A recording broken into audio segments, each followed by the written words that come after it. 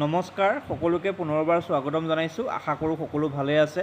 এটা খুবেই ভাল খবৰ যে ডিএমইৰ আমাৰ যিটো নন টেকনিকেলৰ লিখিত পৰীক্ষা হৈছিল তাৰ ৰিজাল্ট ঘোষণা হৈ গৈছে আৰু এই ৰিজাল্ট শ্বীটখন আপোনালোকে চাবলৈ ডিএমইৰ যিটো অফিচিয়েল ৱেবছাইট www.dme.assam.gov.in এইটো আপোনালোকৰ মোবাইলত থকা গুগল ক্ৰমত চাৰ্চ কৰিব আৰু ইয়াৰ পিছতে এই ধৰণৰ এটা পেজ খোল খাব। ঠিক আছে, আৰু তললৈ আহিলে আপোনালোকে দেখা পাব যে ইয়াতে আপোনালোকৰ ৰিজাল্ট শ্বীটখন আপলোড হৈ আছে আৰু ইয়াত যেতিয়া আমি ক্লিক কৰিম তেতিয়া আপোনালোকৰ সন্মুখৰ ৰিজাল্ট শ্বীটখন ওলাব। এইখন হৈছে আপোনালোকৰ ৰিজাল্ট শ্বীট আৰু আপোনালোকৰ যিসকলে এই ৰিটেন পৰীক্ষাটোত পাছ কৰিছে আপোনালোকে কি কৰিব লাগিব, স্কিল টেষ্ট দিব লাগিব আৰু ডকুমেণ্ট ভেৰিফিকেশ্যনত এটেণ্ড কৰিব লাগিব।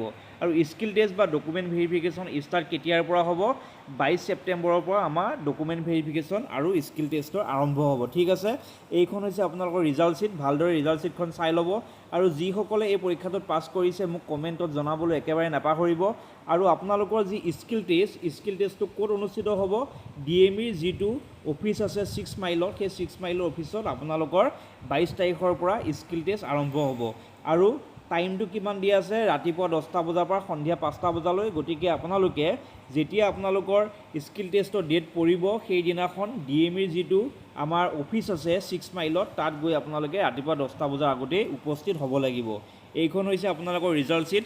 ইয়াত বৰ্ড ৱাইজত দিয়া হৈ আছে যে আপোনাৰ কোনখন বৰ্ডত ইণ্টাৰভিউ হ'ব আৰু কোন তাৰিখে আপোনাৰ স্কিল টেষ্ট বা ডকুমেণ্ট ভেৰিফিকেশ্যন হ'ব। ইয়াৰ লগতে আপোনালোকৰ ডকুমেণ্ট ভেৰিফিকেশ্যনত কি কি ডকুমেণ্টছ লাগিব সেই বিষয়েও মই পৰৱৰ্তী ভিডিঅ'ত আগবঢ়াই যাম।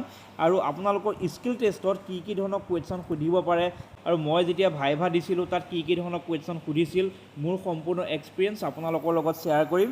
গতিকে আপোনালোকে যদি এতিয়ালৈকে মোৰ চেনেলটো ছাবস্ক্ৰাইব কৰা নাই তেনেহ'লে মোৰ চেনেলটো ছাবস্ক্ৰাইব কৰি ৰাখিব আৰু আপোনালোকৰ লগৰ কোনোবাই বা পৰিয়ালৰ কোনো সদস্যই যদি এই পৰীক্ষাটোত অৱতীৰ্ণ হৈছিল তেনেহ'লে তেওঁলোকলৈ মোৰ এই চেনেলটো আপোনালোকে শ্বেয়াৰ কৰি দিব। ঠিক আছে, আজিলৈ ইমানেই, ধন্যবাদ।